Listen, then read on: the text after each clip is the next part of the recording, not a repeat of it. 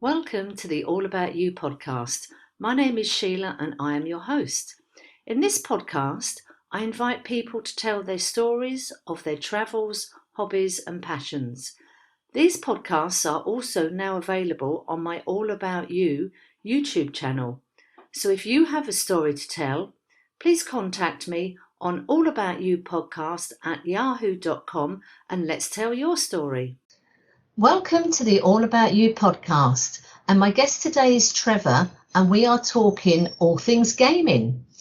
I have to admit I know nothing about the world of gaming, and that's why I wanted to invite Trevor to give us an introduction and an insight into this topic. So not only are we going to be talking about popular games such as Minecraft, Fortnight and Candy Crush, but also the aspects of connection, entertainment and addiction in the world of gaming. I wanted to talk about gaming from the point of view of a gamer and also look at it from the viewpoint of parents of gamers. So hopefully it will be an education. So Trevor, welcome to the All About You podcast. Thank you so much for having me. It's wonderful to be here.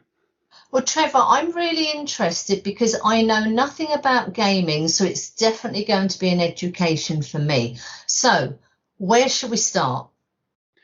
Oof, it's a big, that's a big question. I think what's interesting is, gaming used to be tiny little consoles, little arcade cabinets in various places, but at the moment, gaming as an industry is larger than movies and music combined. So as an entertainment property, it is the biggest thing that exists. And the number of people gaming, both boys and girls, grows every year. It continues to expand out. And that's everything from dedicated computers to consoles to mobile phones, which everybody's kind of seen. So, gaming is a very broad topic that touches a lot of aspects of life. And I think approached appropriately can be a very positive force. I am just shocked with what you have said there, that gaming is overtaking film and music. Combined.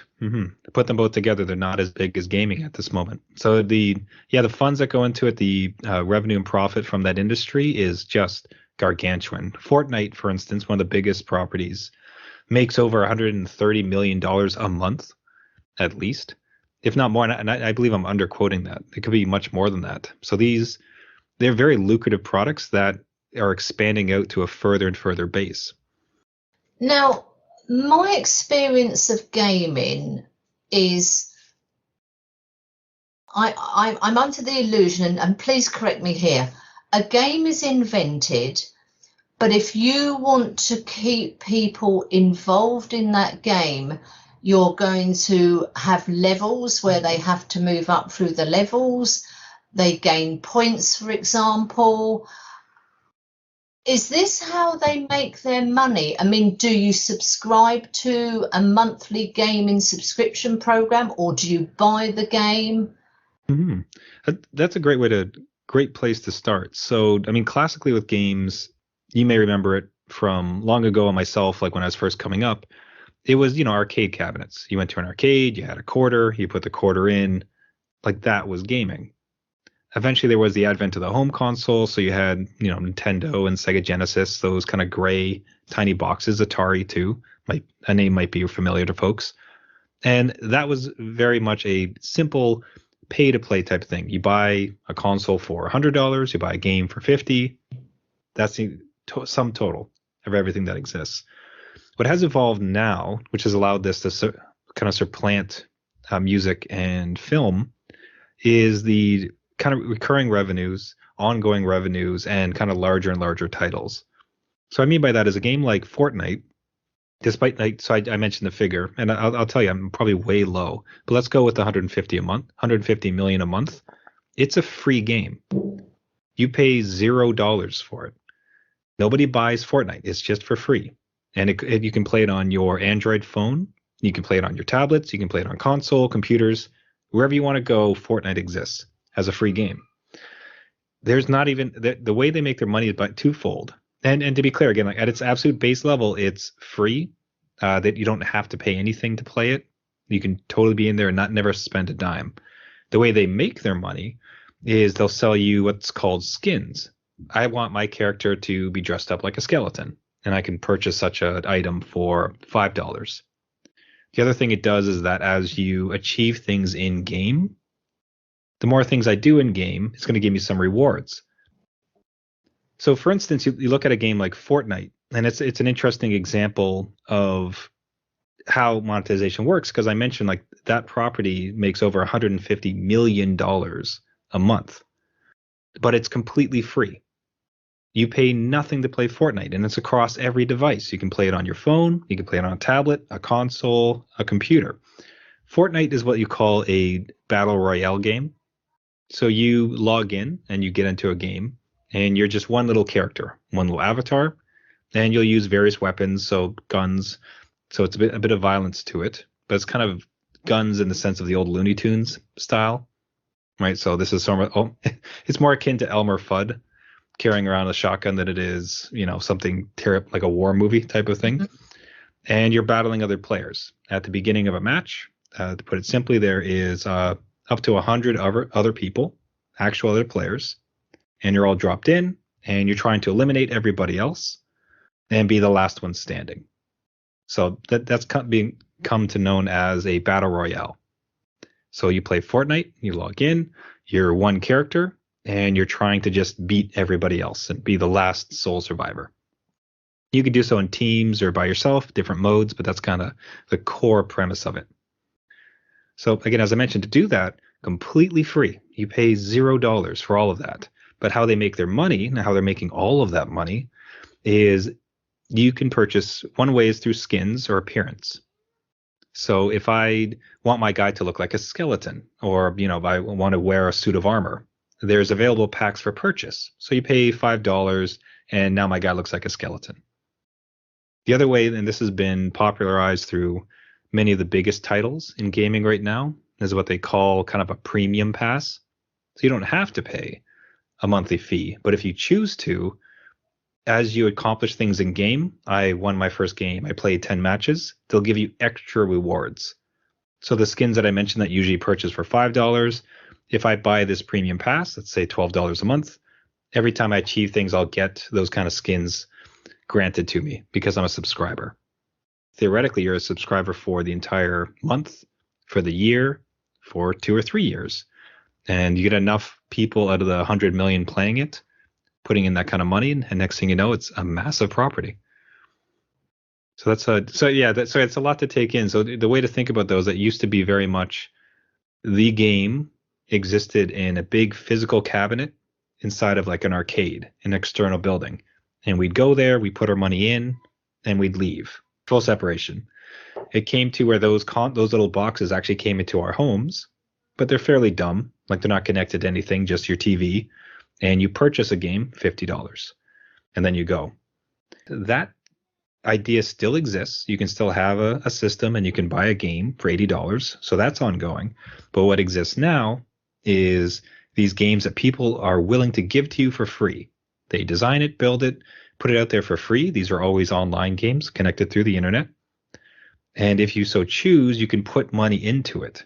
And that's proven to be so lucrative that, again, one company is making over $150 million a month. Now, I know the listeners can't see this, but literally from what you have said, I'm sitting here with my mouth wide open. When you started talking about the amount of money sloshing around in this one particular game, mm-hmm. I couldn't understand how you didn't talk about advertising. I thought you were going to say advertising, but when you talk about this process of skins, so you are basically, okay, I want to create the costume or the outfit and the personality for my character. Mm-hmm. Genius, absolutely genius. So they give you the game for free, get you involved in the game, then you see everybody else's with their outfits and all the rest of it. Okay, and then you pay your $5 or whatever. Absolutely genius. Mm-hmm. And it kind of makes a very nice segue to the dark and the light side of these practices. So to speak of the light first, is that it is a free game, right? So they genuinely are not trying to They're not forcing you to pay for it. Everybody can access it. It's kind of like a level playing field. They avoid one of those problems you could imagine. If you're trying to compete, you're trying to, ultimately it's for fun, but generally you want to win. It's like any game, like playing soccer or football, whatever you like. You're trying to win. One of the darker patterns was pay to win. So if I purchase this particular armor set, I can take 6 extra shots that somebody else can't. That's called a pay to win scheme. And it kind of sucks because ultimately those who pay have an unfair advantage to those who can't afford it. A property like Fortnite, and honestly because there's been a decent backlash against that type of thing. Generally speaking, there's no such, that doesn't exist as much where you pay to have an advantage because it's really seen as bad. So on the light side, it's more, it's completely free game and everything is just cosmetic to kind of promote yourself and just represent yourself in the game. And they're very inclusive as far as they try to show as many different aspects or genres as they possibly can, try to be all inclusive. They have big events. They'll have, like they had Ariana Grande and other large superstars come and do in-game concerts. No violence, no gameplay, just a large interactive experience that went on for like 2 days. So that just goes, they're interesting stewards of their success in that they're not just kind of resting and trying to squeeze out every dollar. They're trying to provide an interesting entertainment property. Now, that of course being said, it is a company. They are trying to make money. And some of the things they lean on and they've been criticized for, and correctly so, is there's a couple psychological factors in play. And as parents who are trying to work with their kids and shepherd them through these gaming experiences, this is where it becomes very important to be aware of these so you can best help your kid if they're going to participate in these games. So the dark side of this, and it's not just Fortnite, it's just this exists all, but Fortnite just gives us a very nice viewpoint into it. With Fortnite, there'll be something like sunk cost fallacy, in the sense that I've already put money in, I should just keep putting money in. Some games, if you don't keep your subscription, they'll actually take away some things that you had. So you want to always keep putting in. For school grounds, you've heard of some phenomenons happening where if you don't have the latest skin from that month, you're perceived to be lesser. You don't have as much. You're not affluent. Like, oh, look at, Johnny, he can't afford to have these skins like we can have. So it almost becomes like a social metric, right? So they're kind of playing on those social cues to say, oh, like if you want to be hip and cool, you got to have like the latest stuff, right? They do some things where this is one of the most nefarious, and this exists across most of the gaming platforms, is I would like to buy the skin, and generally you would think that would be, here's my $1, take my dollar, give it back. What these games often do is they'll have a premium currency that you have to buy. So they won't take my dollars to purchase that skin. What they'll take is gems, for instance. But you have to buy, $1 buys 500 gems. And then the outfit costs 450 gems. So now I have some leftover gems. And if I just put in a little bit more, I can add to my pile of gems, and then I can purchase more. So by obfuscating the precise math on, I'd like to purchase this for $1, and then having leftover, you can see how they're kind of playing on a few psychological factors to try to get you to come back. Perhaps most nefarious would be what you'd almost call like the time investment, where even if you have the premium pass, you still have to accomplish XYZ, win 10 battles, get 20 guns, whatever you'd like to say. But that takes a significant amount of time. And every time you achieve one of those, you're rewarded. So it's a dopamine dump, like, hooray, this is great, I'm progressing. The challenge with that is the players would be prompted to continue to play. Just one more game, just one more game, one more game. Okay, I'll do my homework later. One more game, one more game. I won't study. And you can see how those loops come in. So there's the duality of where we are with gaming in many ways, is where it's a fun property from a company who seems to be doing some really great things. It is very much a true free title, and that they're trying to be accessible, and it can play on any platform, so you don't need a $600 PC or console. On the other side, at the end of the day, they are trying to make money, and there are some psychological attacks kind of in play. So as parents of kids who want to play gaming, it's good to see both sides. It's like, all right, you're especially coming out of the pandemic when everybody was separated. The thought that myself and my good friend on the podcast, the online spaces in these games became the hangouts when friends could not see each other. As friends move away, they can still get online to these servers. So there's all those light. It becomes a fun, interactive place, online playground for times when the real life one can't exist. But then, conversely, so what's great for us parents is to understand the benefits of that and the social kind of glue that can represent and the benefits, while being fully aware of the dark stuff that's coming in and making sure that we're helping shepherd them and understand boundaries, understand limits. Like, okay, you can only play so much this time. You have to get outside. You need to play a sport too. If you're going to have games, you have to make sure your grades stay up. It's like, no, you can't subscribe to this because, for all the cost factors we just mentioned. So, for a parent, it's a great opportunity, and it's just really good to be aware of what's out there.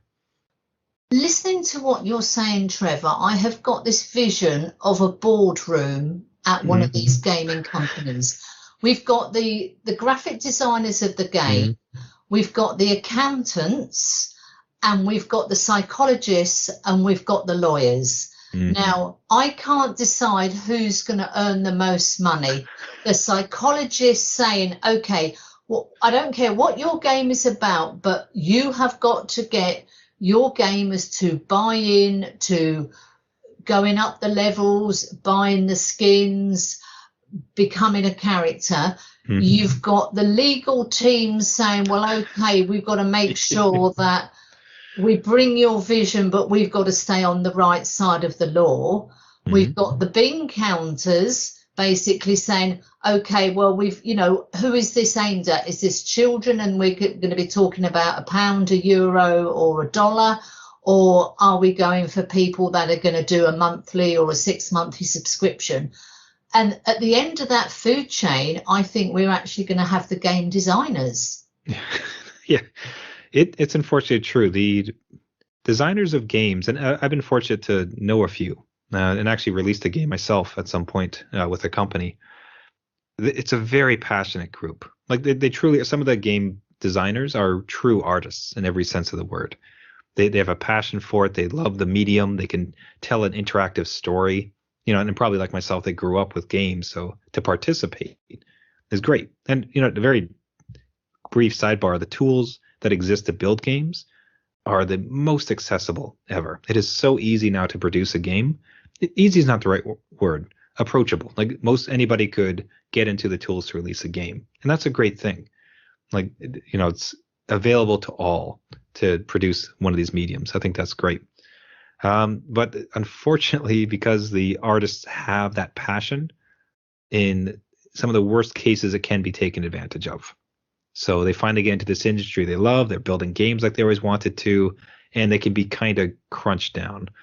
So I think it's a well-known thing in the industry that the game developers and builders tend to be kind of run through the machinery as opposed to the rest of them. Like the psychologists and those who understand the human mind it's amazing how many of them work in game companies now for the precise reason you mentioned, where it's like that, those psychological hooks and how to make sure players are spending as much time in game as possible.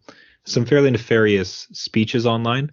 And I dislike this part of it. It's good to be aware of it, and we have to face it full front. I dislike it because it's how it soils what I think is a very wonderful medium. But we have to be like honest about what is out there. There's some terrible videos of said psychologists, exactly like you mentioned, giving speeches at game conferences about, how to wring the most out of the speech I think was called "How to Turn Players into Payers" was one of the worst speeches. And it's just somebody being just almost a naked psychopath about how he was talking about people reduced down to their wallets. And to see that kind of poison exist within gaming is incredibly sad. But good. It's, again, like that's why speaking to parents about gaming and getting them involved is so important, because it exists and we have to be aware of it and help shepherd kids around it. I mean, there's two things I want to ask you about, Trevor. I think the first thing is children are so well averse with working with technology, more so than a lot of adults. So a lot of adults will just see the kids gaming and they've got the chair and they've got the console and they've got the headphones and they've got all the gear in their bedroom. As long as they're not creating merry hell, a lot of parents are like, yeah, okay, I'm happy, which is a bit sad, but we all know that goes on. I'm not sure how you would cope if you are a parent who's not into gaming and maybe doesn't want to understand it, but you've got kids that are. I mean, I'm not interested in gaming, and to sit down with a teenager to say, okay, well, explain to me what the game is all about. You can just see them rolling their eyes, and you can just, it's pain for them, it's going to be pain for me, but maybe it will be the thing to do to understand it. How do parents, if they are not into games but they actually want to, as you say, monitor what's going on in the bedrooms when the kids have got the headphones on and all the rest of it, how can they just sort of monitor that and try and have a bit of an understanding as to what is going on, as in getting the homework done, getting social contact and getting a bit of fresh air? Yeah, I think it starts outside. I think at one point we had tipped the balance with my oldest. We just saw his school start to suffer a bit. And at the time, he was allowed a little bit of game time each day. And just very real world case is just his school started to suffer. So we sat with him. It's like, school is the utmost importance. You love, like, I love games and you love game. I appreciate that. But until school picks up, like, we have to rebalance things. So accordingly, like, you're not going to play games anymore during the week. It's taken away from school, and that's like the most important. And he'll be upset by that, of course, but I don't think there's a parent listen that doesn't think that's a reasonable thing. And fortunately, he bounced right back. That was kind of a trigger for it, so it worked out great. So I think you could look at that. Is there any outside play? Is there friends? Is the homework? Is schoolwork still going well? To see if it's negatively impacting, and you'll find that balance. Like, you'll know your kid. And I don't think it's a matter of trying to be the hip, cool parent who plays Fortnite and you'll like fully get it and understand it, so much as it is that just naked, honest conversation about, like, you spend a lot of time in this, and I just want to understand it. I want to know it a bit better. Like, what are you doing? Why don't you just run me through quickly, like, what's going on? Depending on the age of the kid, generally speaking, they're going to need, if they were to purchase something, they would need your account. They'd want your credit card. Most all these purchases online are with a credit card. And unless your 14-year-old has a credit card, they probably have to go to you. The other way, though, often a lot of kids are asking for physically in stores. These games will sell cards, like gift cards, that converts to currency. So they'll ask all, parents or grandparents or whatever, can I please have, so much currency for my birthday? And that's kind of nice. It's sort of like it's restricted. It's like, okay, here's this one batch of currency, not here's my credit card. Have fun. But I think, that understanding a console and how to set it up, or even maybe a PC where it's your account on the systems that would make the purchases, so that there's kind of like that last gate. Like, you're the final say in it. Embarrassingly, despite my podcast and despite everything I know about gaming, my kid snuck in, I think, 4 game purchases because I had failed, of all people. Ironically, I had failed to set up the guardrails correctly on the console, so they had full access to the system, and they just kept buying games. They're like, "Oh, this is great! Look at all these games." But I was at work and I started getting these emails like, "Oh, thanks for your purchase." Like, excuse me, what purchase? But I digress. So, like, I was able to put in the guardrails, and now there's been a few conversations like, "Oh, can we buy this game?" It's like, that costs X, Y, and Z. Like, do you have that money? Like, that's my money. I mean, you have a birthday coming up. We could discuss it then. But kind of place, if you've purchased the console, it's worth spending the bit of time, as difficult as it can be. And I really appreciate that it is difficult. to go from zero, never playing a game, to try to set up a whole console.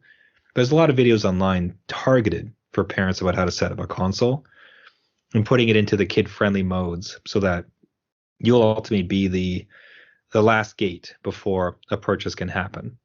But all that being said, that's kind of, it's one thing to be a stick as opposed to a carrot. And I think just an honest conversation where it's like, I don't want to stop you from gaming. I don't want to be your gaming buddy necessarily. I'm not trying to inject myself into your pastime. It's just, if you're going to be spending this much time, I just want some insight. So like, walk me through, and like, how's it work? Like, what are you doing? What do you like about it? What don't you like about it? Like, have you had any issues? Like, let's talk. And then even at the supper table, at some point, they'll perhaps discuss a campaign they went on or an achievement. And maybe you don't understand all the lyric, but you can understand their excitement for it. And they could talk through. One of my sons this morning was telling me how in Minecraft he was building a bunk bed. And it just, he was so excited. Like, he had saved his materials and he had crafted it. He worked very hard on it. And whether or not you understand the context or the game, you can understand the excitement about it. And that's where you can kind of insert yourself. And being part of that conversation, I think, allows you to help steer and shepherd them through. Another thing I wanted to cover with you is, apparently it's a thing where you will go on to YouTube and watch other people playing these games. So whereas I might go on and I'm watching somebody cook something, they are watching somebody play this game. And is that so that they can become better? Is it like a tutoring type thing? This is how to play it. This is what to avoid. Is that what it's for? Partly. So I absolutely adore it, and people could look it up, or they might even recall it. But there was a Far Side cartoon, a comic strip panel drawn, and the joke was, like, they saw, the little son playing a Nintendo, and then they're looking at these want ads, like dreaming in the future, like, oh, a professional Nintendo player, 500,000 a month type of thing, and as if to say, like, isn't that hilarious? Isn't that far fetched? Ha ha ha! But some of the most popular streamers, like ones that you mentioned, people who play video games and have people watch, they themselves will make like $5 million a month. Like, there is some astronomically well-paid people in the industry that the only thing they do is they play games and they stream to people doing it. So the big things to be aware of that is there's Twitch. So twitch.tv, Twitch Gaming. If you're a professional Twitch streamer, it's called. Then you have Facebook Gaming is also there, and so same with YouTube. So on YouTube, or even Twitch, when you're watching clips, the angle would be, I'm having trouble getting this particular item, or crafting this, or I want to get better at this game. And people put together how-to videos, much like they would for anything else. Here's how you build a shed. Here's how you interact with this program. Here's how you build a better Fortnite building. So certainly there's a whole kind of guidance part, which is cool. And then the Twitch side is just live entertainment. It's not an appropriate analogy, but you could consider it like watching a musician live, where there's just a certain talent and skill. And the best ones, it's not so much about there's kind of two angles. It's either they're so amazing at the game, it's fascinating to watch them, how they play, or they're just so entertaining at it, where it's like, the bands that make it aren't necessarily the greatest musicians. They're just vastly entertaining and they put on a good show. So these people are playing games and they're funny, entertaining, and they just have a really weird way about approaching it that entice an audience. And every time they play, they'll have 100, 5,000, 10,000 people tuned in live to watch them play. I mean, that is just fascinating, as in, yes, we will watch a video on how to make an omelette and we think that's okay. What is the difference in watching a gamer playing a game so that I can play that game better? That makes total sense.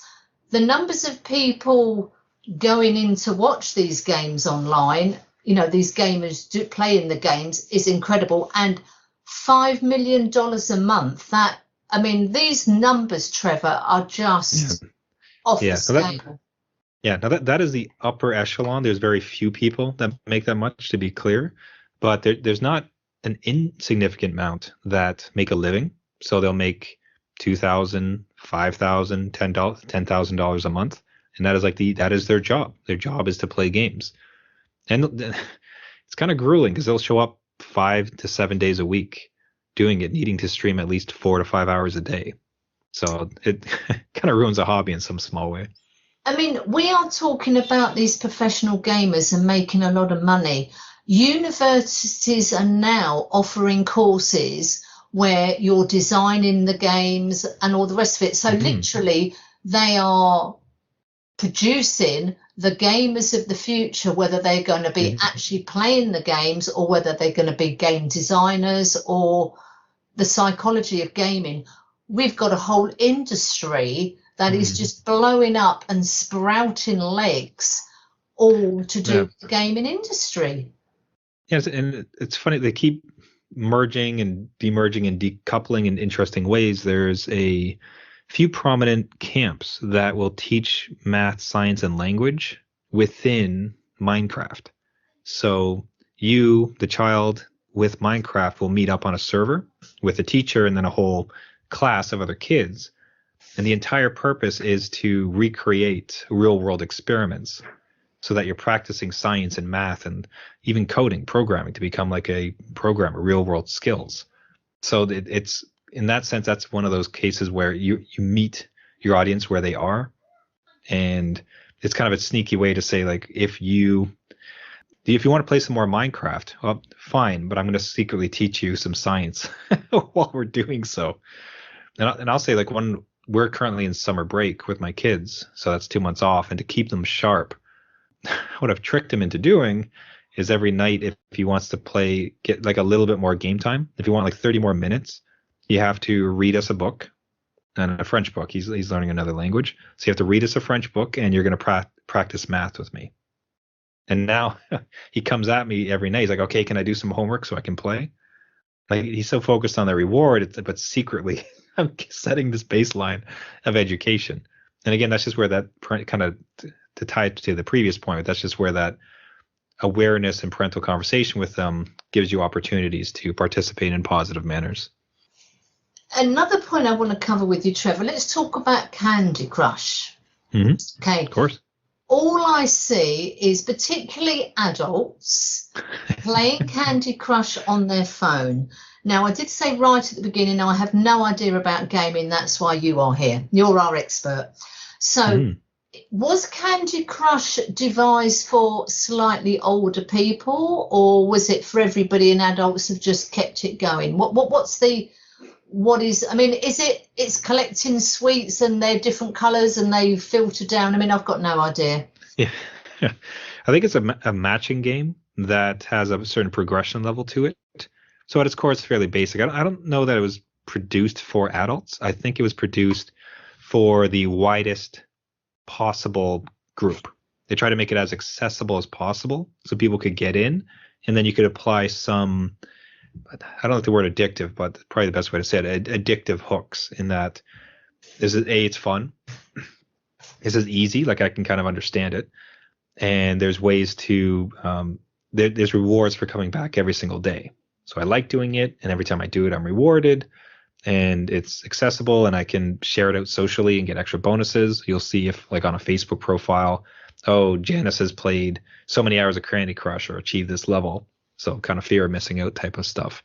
So I don't know that it was as insipid as saying, I want to, let's capture the adult market, as it was saying, what if we, and I like this category of gaming, honestly. It's a question of, what if we produced a game that was much more broadly accessible than what is classically considered a video game, as opposed to this tiny male protagonist who's going to produce violence to achieve a result. What if it's like simple, soft puzzle solving metrics? It's a good example of some of the worst hooks around gaming, in that the monetization through microtransactions and subscriptions and constant dopamine dumps because of monitored progression. But at the same time, it's a good example of how gaming can reach a wider audience and give a lot of enjoyment to a big swath of people, no matter where they're coming from. So with Candy Crush then, it's bright, it's colourful, relatively easy to learn. You can play it on your phone with great graphics. You've then got levels, you can play against your friends, you can play against somebody in another country. So it ticks all the boxes in that respect. So when you're designing a game, it's like, okay, is it going to be for a mobile phone? Is it going to be on a console? Or are we going to have these on huge big screen TV type things? This is absolutely fascinating. Yeah. Well, and think too, like it's back to the Fortnite version. Candy Crush isn't so bad of an example either, because there is a computer version. So you have like a big computer screen. You have the phone version. You have the tablet version. So they're coming at you from every possible direction, much like Fortnite. So it's everything from a 72-inch big screen TV with a console down to like the tiniest little Android phone where you can actually play the same game.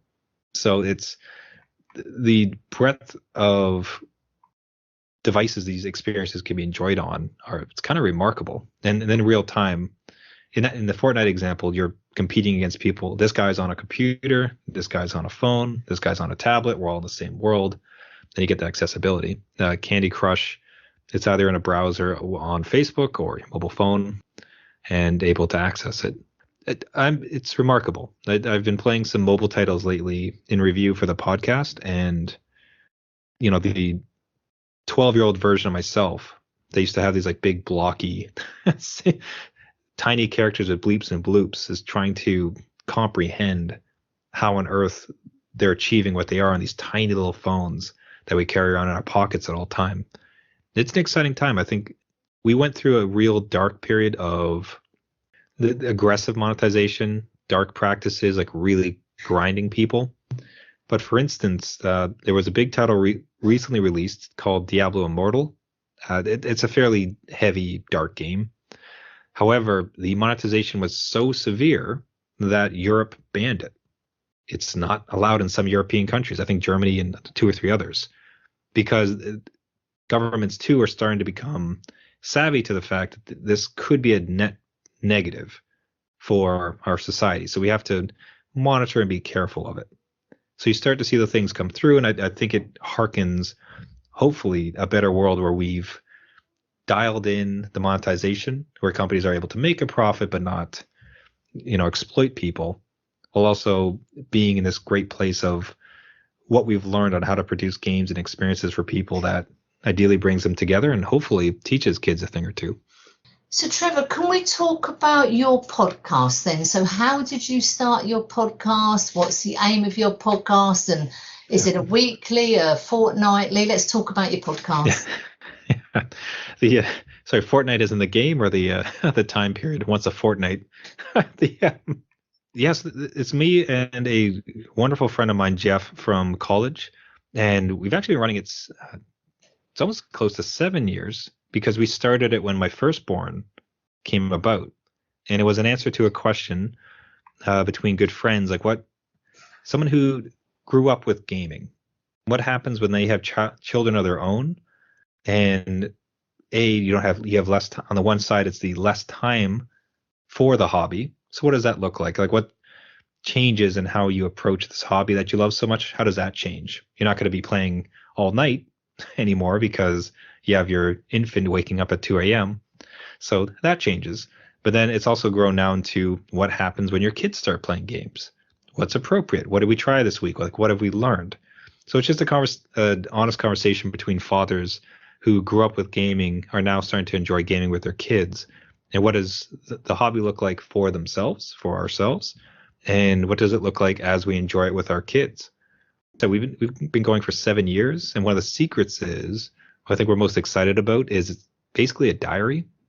Because as we go week by week, you can see, there was my son being born. There was my second son being born.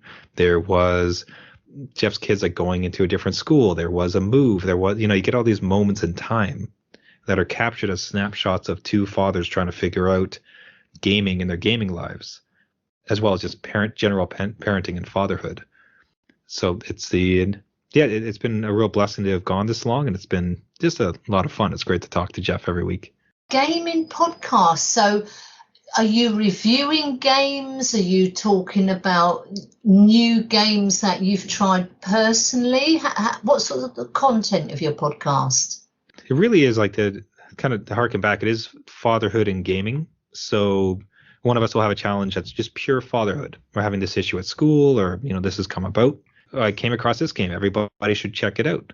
But a lot more, it's in the context of I like this game, but because of my fatherhood duties, it's kind of beyond me. I'm not going to be able to play it. Or this game, with my limited time, it's actually really great. This game, I was playing with my son, and it was a really amazing time. Like we bonded over this game, and it's perfectly age appropriate, and I suggest everybody checks it out. Good examples of what fathers and kids can play, or really any parent. So it's like, what is a great game kids and their parents to play, as well as just the trials and tribulations of fatherhood, both in gaming and just in life as well. So, obviously a good example was when my son's schooling in the previous year had started to dip.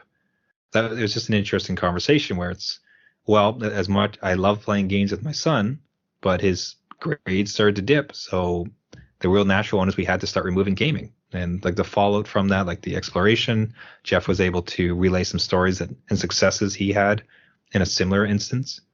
It comes time when the kids ask for a console. Can I have a new console? They're very expensive. And how do you balance your family budget with the desire of the kid to have like the latest shiny thing? Plus, obviously, your own selfish desire to also have that same shiny thing.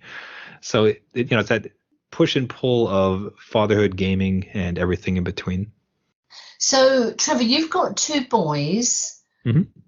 Both of your boys are into gaming? They are, yeah. And the older one has really dragged the younger one into it very hard because he always wants to have a gaming buddy. So, but they've both gotten into it, yeah. Okay, so what about your wife? Is she into gaming?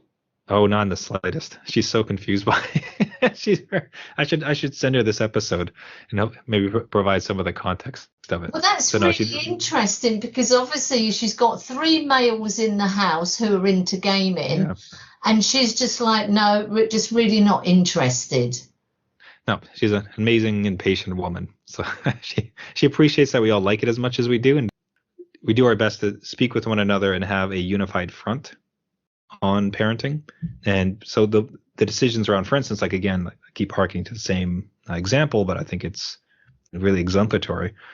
But her and I like discussed and came to that decision as a parenting unit that like, all right, this gaming represents a good place to take something away so that he can better focus on schooling. And then we came at it together. So it wasn't so much like because I know gaming, I'm the one who's going to put it down. It was more a total parental decision of it. So despite the fact that she doesn't know it very much by the thesis in some ways of how we think that all parents should know a little bit about it, she does. So like she has some context to it, both from what I've said and just her own looking into it. So with that, like that's the gaze that she puts upon it to say, okay, well, here's the limits, here's where we should be careful, and here's where we can make decisions together about it. Can I ask you then, if we had 100 gamers, how many would be women or girls? Let's go broad spectrum here. It has really risen recently, which has been great. I think the new generation, there's a certain stigma around it's just a male thing, but I think that has vastly gone the wayside. There's also been games that are introduced that have more the female gaze as opposed to the male gaze, which has been wonderful. It still is some catching up to do. So I would probably put in the 30% to 40%. I'd like it to be in the 40%. That's the number I more lean towards. It's a great party I was at for New Year's, and there was this group of 6 little girls, or they're all 12-year-old. I shouldn't say little, and they all had their mobile phones, and they were all playing Fortnite together. They were having a match, and they're all like fairly good at it. And it was remarkable in the sense that I noticed it in that that's not expected. Classically, it's like, oh, it's a male-dominated thing. It's only little boys that want to do it. But I think with these new titles and how they've been approached, I think you're seeing more and more women enter into it. So I think that's a very positive thing. I think that's really fascinating because when I think about gaming in general, I'm thinking of car chases, wars, battles, killing people to get through various levels, that type of thing. Are there any games aimed at the female gamers? And if so, what would those games consist of? Yeah, as you said, it's difficult not to get into sexist tropes when you discuss it, because you'd say, to be sexist, you'd mention some nonsense like a cooking sim, or there's a lot of female professional game streamers. There was an interesting debate online because a lot of people said it was just men who want to gaze at women playing games. But in truth, like when people went a bit deeper, what they found is that the female streamers were much more social with the activity. So they would be playing something like Fortnite or a card game or something like that, but they were really interacting with the fans. So as much as the game was there, the social interaction and that that social fabric of like having an audience and going back and forth, like their performance was much better, and just more interesting. So female streamers have done very well within gaming. So for games themselves, with the broad spectrum, some that have done very well there's a series called The Sims. So The Sims, as funny as it sounds, it is you just managing people's lives. So you have a household and you have people, and then you can just surround those people with certain instruments to try to make their lives happy. And you can kind of promote them into certain jobs, or you can help make decisions about how they have kids, or like what the house situation is. As I understand it, that series is very popular with females. There's building simulators, Minecraft itself. Minecraft as a game is incredibly inclusive and fairly applicable to all, as far as like a big sandbox, like the biggest Lego set in the world, and that appeals to a broad spectrum. And I think a game like Fortnite, to keep referring back to it, has done a lot to be inclusive with their female skins and game modes that would appeal to anybody, and just pull them all in. So I think as games break out of what would be a classically very narrow view around, okay, games are about guns and tanks and violence and explosions. What is it? Snails, tails, and puppy dog, whatever the old rhyme is for men. That's right, yeah. Yeah. As it goes beyond that, I think you're seeing a lot of success in bringing in females into a lot of the gaming. I'd like to think it's in the 40% range, at least at this stage, with of female gamers coming in. Trevor, my last question to you then, what is the future of gaming? What's your opinion? Yeah, that one's interesting. I think I'd like to be optimistic. I am optimistic. I always try my best to be optimistic. I think, as I said, we've kind of gone through a dark chasm of monetization and exploitation. I think we've also seen the kind of upper limits and almost lack of requirement of the latest and greatest graphics. There was sort of a foot race to who was going to have the greatest graphics, but it's kind of arrived at a point where it doesn't matter. It's like it's a rock. It only needs to look so good, and in fact, it's a bit more interesting to see it rendered artistically rather than realistically. So, I think it's hard to peg down because it's so wide, right? Where there's a beautiful indie scene, and indie is it just means small teams, very small games, and maybe they cost like $5, and beautiful tiny experiences. Very much the fruition of what I mentioned, where it's so easy to produce games, right? So there's this blossoming of indie scenes where there so many beautiful tiny experiences where people can experience it. And then on the other side, you have these large, bombastic, larger than life experiences like Fortnite and Minecraft, and these things that transcend media and consoles and everything else. I think what you're probably going to see is less focus on hardware. Yeah, less focus on hardware and more of almost a Netflix model of being able to play whatever you want, wherever you want, like just stream to your device, and removal of barriers of connectivity and capability and hardware requirements.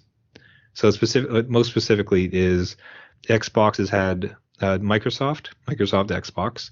They had tremendous success with a new service they offer called game streaming, where you can very much think of it like the Netflix of games, where you have a bevy of titles put into categories and you choose one of them and you're just immediately playing it. You don't purchase a physical disc. Your hardware doesn't really matter. It's really just an internet connection. and you're immediately just playing that game. There's no downloads, like nothing else. You're just into it and you're playing it. Just recently, and I think this kind of hints at the future, Samsung released a TV that has the Xbox app on it, much like you would have Netflix. So no console, no nothing. You just have your TV and a controller, and now you're playing the game. What I think probably the future gets into is a place where we've kind of edged off some of the worst parts of monetization, as I mentioned, and gaming very much becomes this buffet, this immediate access to it, to a world of gaming where you can be able to dive into remove. So the removal of certain requirements that might bar some people from playing it no longer is required the $800 console purchase. Instead, it's just a subscription like Netflix, and you are able to access a whole world of gaming, whatever you like. Trevor, this has been such a fascinating conversation. For somebody as myself hasn't a clue about gaming, you have so opened up my eyes. It's been fascinating. And I love the way we've talked about different games. We've talked about the connection of games, and particularly being a parent, if you've got kids that are into gaming. I think that is just so valuable, as in the advice and the information you have given. Absolutely brilliant. Thank you. Absolutely blasted having a chat with you today. And as I said, I think with the parenting thing, much like other parts of parenting, it's about just kind of open-minded conversations with them and being involved without being overbearing. And I think with that, there's a whole lot of wonderful benefits that can come from gaming if you are knowledgeable and approach it kindly and openly. Well, you've certainly opened my eyes up to the world of gaming. So, Trevor, thank you so much for this conversation. I've really enjoyed it. I wasn't really sure how I would feel about this conversation, because I've always been gaming. Yeah, well, it's not really for me, and it's boys, and it's all war and killing people. But I think you have really opened up my eyes. So I say a huge thank you for that, because it has been a real education. That's wonderful. Well, thank you so much. It was such a pleasure to speak with you. Oh, you are so welcome. And thank you very much again, Trevor. Have a great one.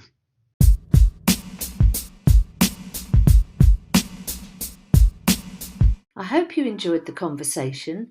Please subscribe on whatever platform you are using. It is free, and if you would like to tell your story, please contact me on allaboutyoupodcast@yahoo.com and let's tell your story.